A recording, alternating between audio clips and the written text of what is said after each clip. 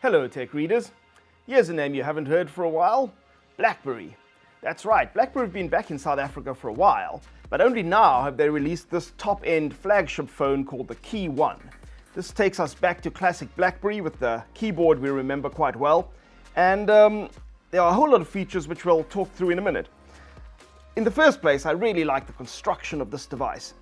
The tough aluminium all the way around, and I really like that on the back we have a soft touch, rubberized panel that doesn't slip through your fingers like glass would. Of course, it's also a lot more robust than the glass you'd find on a lot of today's flagship phones.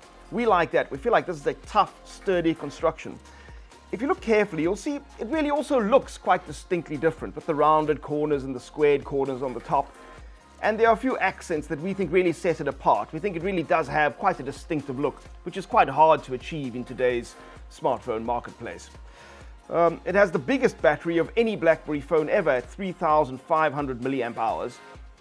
And the screen is only 4.5 inches big. That doesn't sound very big by today's standards, but in practice we found it was actually ample for what we were trying to do.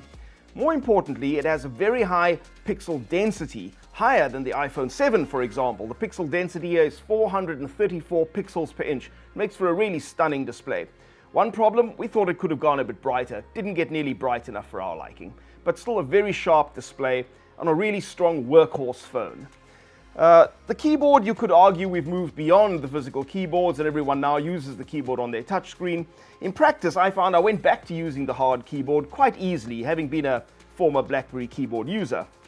The other features of this phone is extremely secure. It has an application called DTech, which allows you to quite simply set up the security levels on your phone to keep your phone more secure, done in a very simple, intuitive way and not in an overly technical way.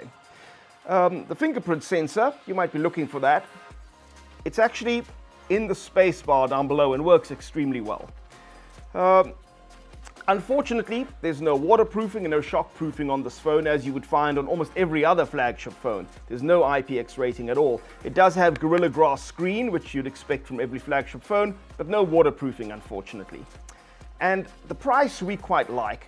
The price is going to be 9,600 Rand or thereabouts, and we think that's probably a good price point for Blackberry coming back into the market. Its previous flagship phones were launched at much higher prices, and we think that did them no good at all.